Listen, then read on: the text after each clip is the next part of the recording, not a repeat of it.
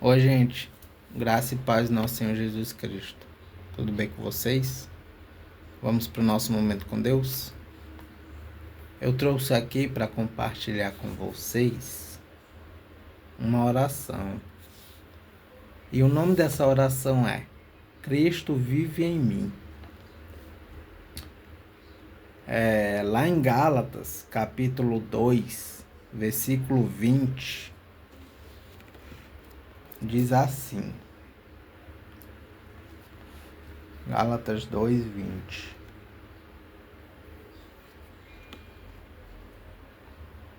Vamos ler desde o versículo 19 até o 21, para entender um pouco o contexto. Aqui Paulo fala que os judeus e os não-judeus são salvos pela fé. No versículo 19 diz assim: Pois quanto à lei, estou morto pela própria lei, a fim de viver para Deus. Eu fui morto com Cristo na cruz. Assim, já não sou eu quem vive, mas Cristo é quem vive em mim. E esta vida que vivo agora, eu a vivo pela fé no Filho de Deus, que me amou e se deu a si mesmo por mim. Versículo 21. Eu me recuso a rejeitar a graça de Deus, pois, se é por meio da lei que as pessoas são aceitas por Deus, então a morte de Cristo não adiantou nada. Amém. E a oração diz assim: Pai, fui crucificado com teu filho, agora ele vive em mim. Ajuda-me a lembrar diariamente dessa verdade, para que eu possa viver de acordo com a tua vontade. Reconheço que a tua presença transforma tudo. Nada permanece igual onde o Senhor passa. A tua presença precisa matar quem eu sou,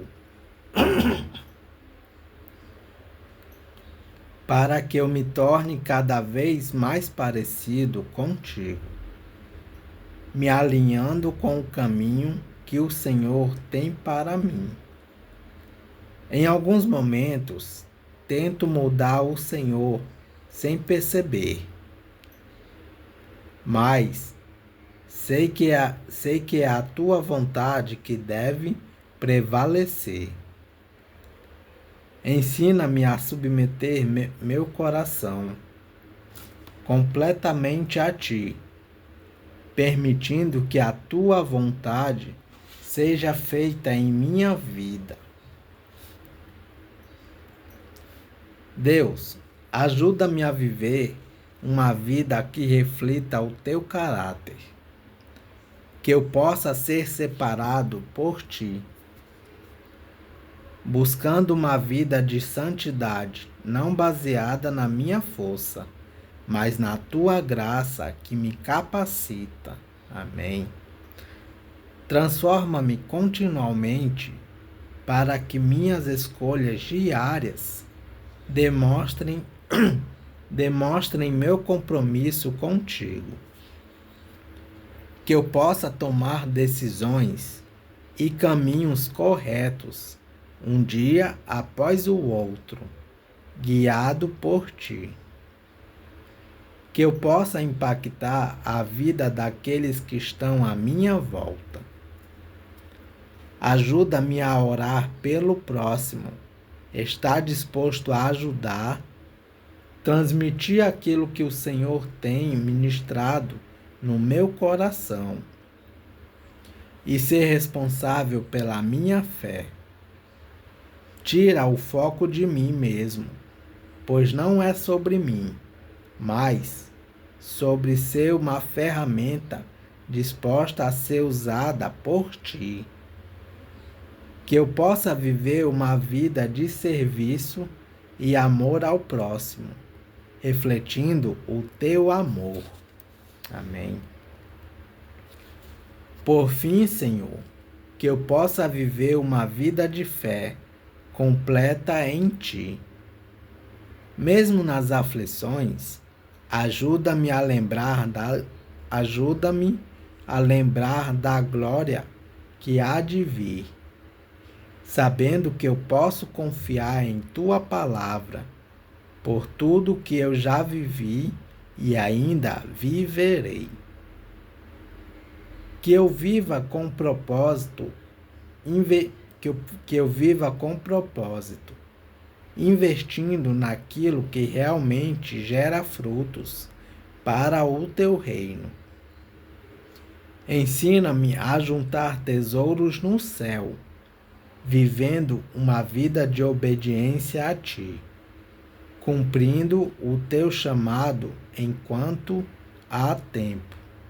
Em nome de Jesus. Amém. Amém.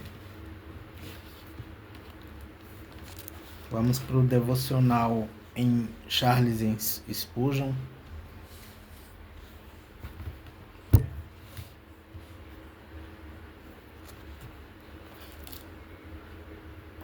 Hoje, dia 23 de abril.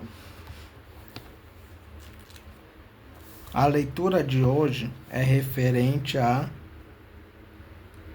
Romanos, capítulo 8, versículo 37. Romanos 8, 37.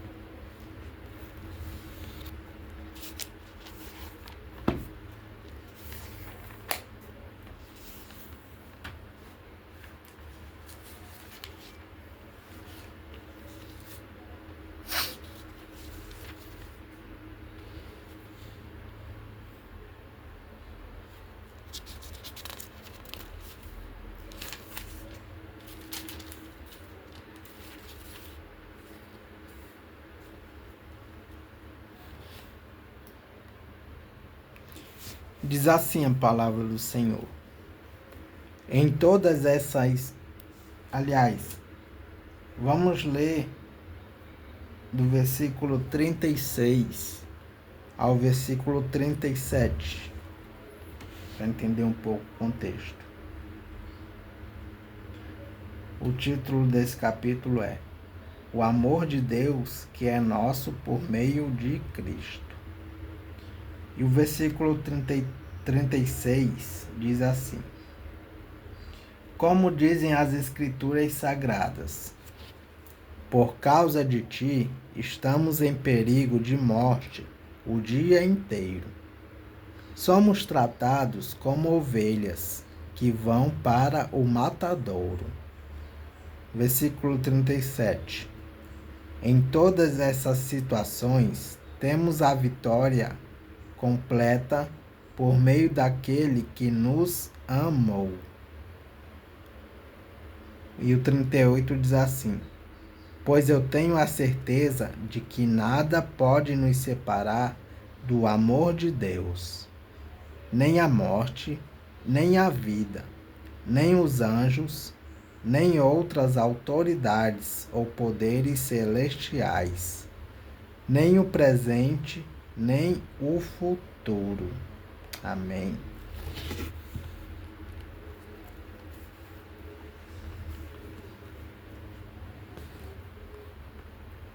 Vamos ver o que Spurgeon nos traz sobre isso. E o texto diz assim: Vamos a Cristo por perdão, e então, com muita frequência, olhamos para a lei, buscando poder para lutar contra os nossos pecados. Paulo nos repreende: Ó Gálatas insensatos, quem vos fascinou a vós outros, ante cujos olhos foi Jesus Cristo exposto como sacrificado? Quero apenas saber isto de vós. Recebestes o Espírito pelas obras da lei ou pela pregação da fé? Sois insensatos, sois assim insensatos, que tendo começado no Espírito, estejais agora vos aperfeiçoando na carne? Leve seus pecados para a cruz de Cristo, pois o velho homem só pode ser crucificado lá. Somos crucificados com ele. A única arma para lutar contra o pecado é a lança que perfurou o lado de Jesus. Para ilustrar, você quer vencer um temperamento raivoso? Como vai trabalhar isso? É bem possível que nunca tenha tentado o caminho certo, submetê-lo a Jesus. Como fui salvo? Eu vim até Jesus como estava e confiei nele para me salvar. Preciso matar meu temperamento raivoso da mesma forma? É a única maneira de fazê-lo. Preciso ir até a cruz com ele e dizer a Jesus: Senhor, confio em ti para me libertar disso. E esse é o único caminho para desferir um golpe mortal. Você é ambicioso? Sente que o mundo o enreda?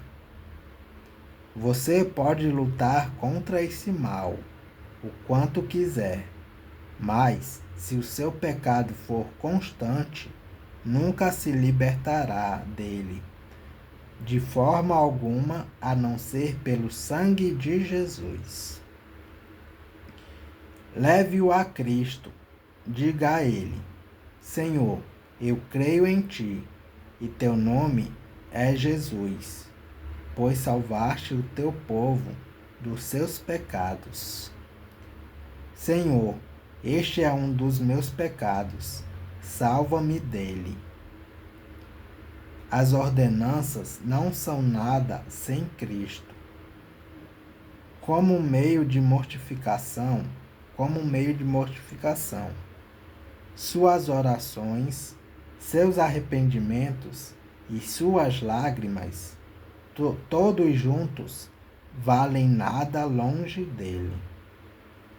Ninguém, além de Jesus, pode tornar pecadores desamparados em boas pessoas, ou mesmo santos desamparados. Você precisa ser vencedor por meio daquele que o amou. Ser vencedor em tudo. Nossos galardões devem crescer entre suas oliveiras no Getsemane. Amém.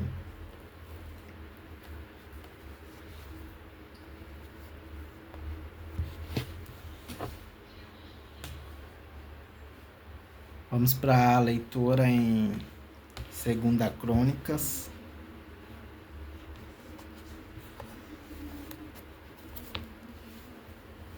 Segunda Crônicas, capítulo 14. O reinado de Asa de Judá.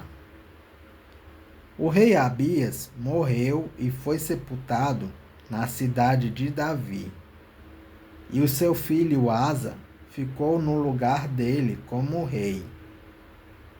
Durante o reinado de Asa, houve 10 anos de paz na terra de Judá. Asa fez o que era bom e direito, e assim agradou ao Senhor seu Deus. Proibiu os sacrifícios nos altares dos deuses estrangeiros e os cultos nos lugares pagãos de adoração. Derrubou as colunas do deus Baal e cortou os postes da deusa Aserá. ordenou ao povo de Judá que adorasse somente o Senhor, o Deus dos seus antepassados, e obedecessem às suas leis e mandamentos. Proibiu o culto nos lugares pagãos em todas as cidades de Judá e destruiu os altares de incenso. E durante o seu reinado houve paz. Asa construiu muralhas e fortalezas nas cidades. E durante o seu reinado, nenhum inimigo guerreou contra ele, pois o Senhor Deus fez com que houvesse paz. Asa disse ao povo de Judá: enquanto não há perigo de guerra,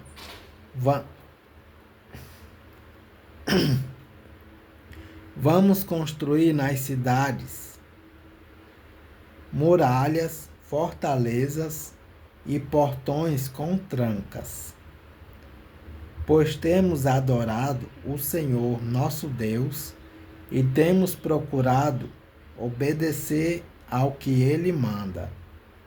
É por isso que Ele nos tem deixado viver em paz com todos os povos vizinhos. Portanto, tudo isso foi construído e houve progresso. O rei Asa tinha um exército de 300.000 homens de Judá, armados com escudos e lanças, e 280.000 homens de Benjamim, armados com escudos e arcos e flechas. Todos eram soldados valentes.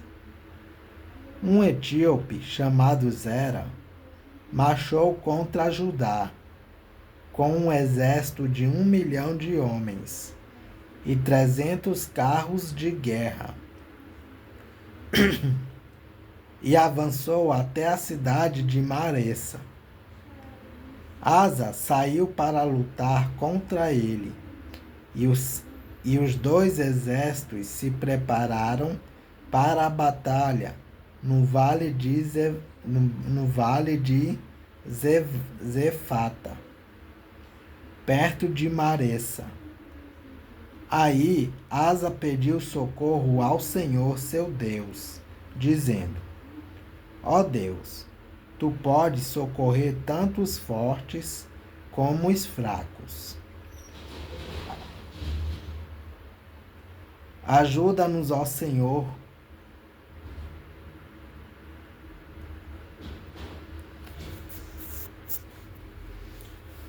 Ó Deus, tu podes socorrer tanto os fortes como os fracos. Ajuda-nos, ó Senhor, nosso Deus, pois confiamos em ti, e em teu nome estamos aqui para lutar contra este grande exército. Tu, ó Senhor, és o nosso Deus. Ninguém pode resistir ao teu poder. Quando Asa e os seus soldados atacaram, Deus derrotou os etíopes e eles fugiram, sendo perseguidos por Asa e pelo seu exército até Gerar.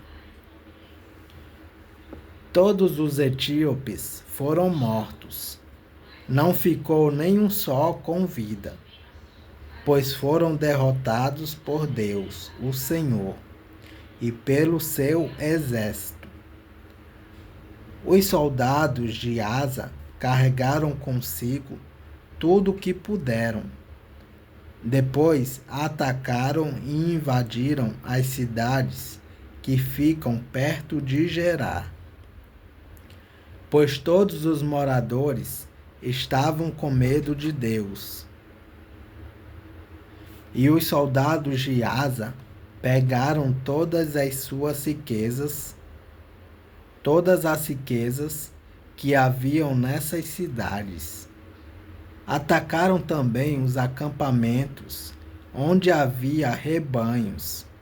Pegaram muitas ovelhas e camelos e depois voltaram para Jerusalém. É isso, gente. Capítulo 14 de 2 Crônicas. Que Deus os abençoe.